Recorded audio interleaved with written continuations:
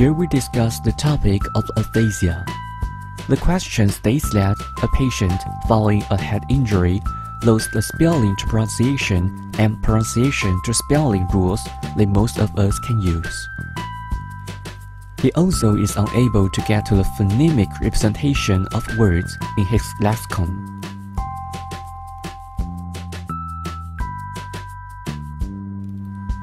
Consider the following examples. The left column are the words used as stimulus. The second column, the pronunciation of the patient upon reading these words. And the third column, his spelling of the words after hearing them being read. Here are the questions. What rules or patterns relate his reading pronunciation to a written stimulus? What rules or patterns relate his spelling to a dictated stimulus? For example, when the patient reads the letter A, he pronounces A or A. When the patient hears A and A, he will write a capital A.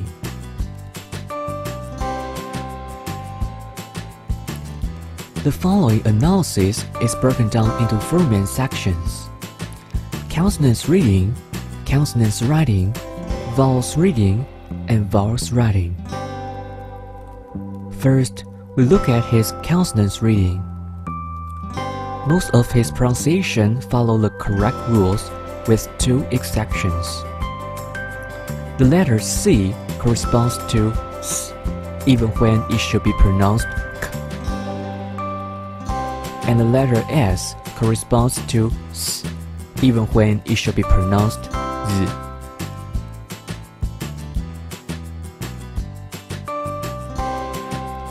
Next, we look at his consonants writing.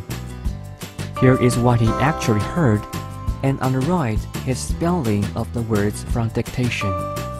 Most of the consonant writings from dictation corresponds to how the words should be spelled, again with 2 exceptions.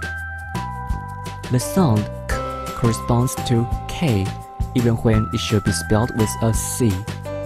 The sound Z corresponds to Z, even if it should be spelled with an S.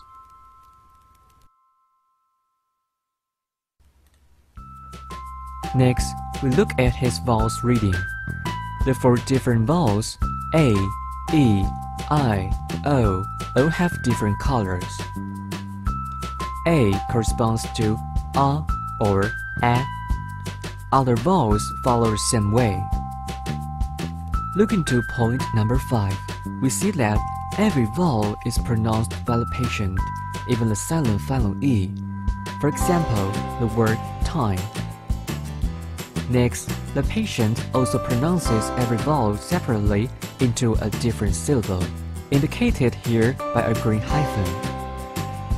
For example, the EA in treat should be pronounced together as one sound E, but the patient separated E and A into tree and at.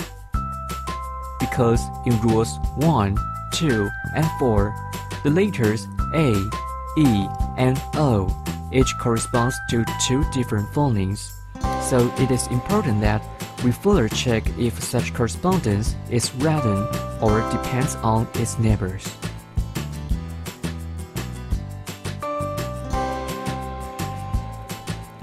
If we observe further, we can see that the letter A corresponds to A if it is before a consonant, which are the examples in bright red. And the letter A corresponds to A if it is before another vowel. The examples are colored in dark red. For the letter E, we see that E corresponds to E at the end of a syllable, as shown in purple, while E corresponds to A in the start or middle of a syllable, as shown in blue. Remember that the syllable here refers to the syllable system made up by the patient, not the syllable in the correct pronunciation. For example, the patient will pronounce the word goes as a two-syllable word.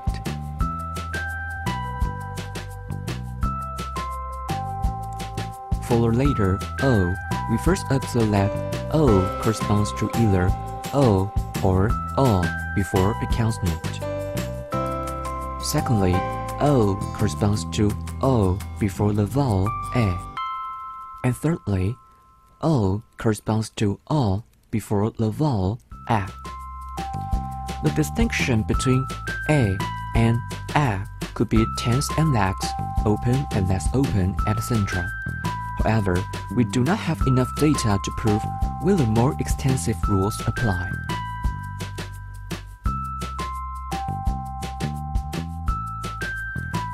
Moving on to vowels writing, A and A corresponds to rhythm A. I corresponds to rhythm I. O corresponds to rhythm O. And E corresponds to rhythm E. It is worth pointing out that only the pronounced letters are written. Silent letters like the final E in the word time are not written.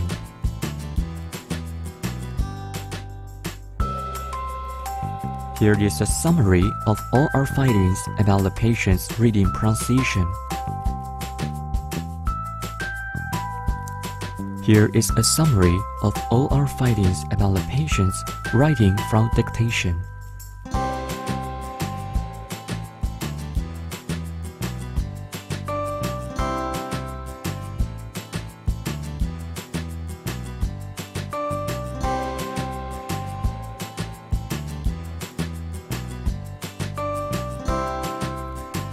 The following are answers from the publisher which can be used as a reference.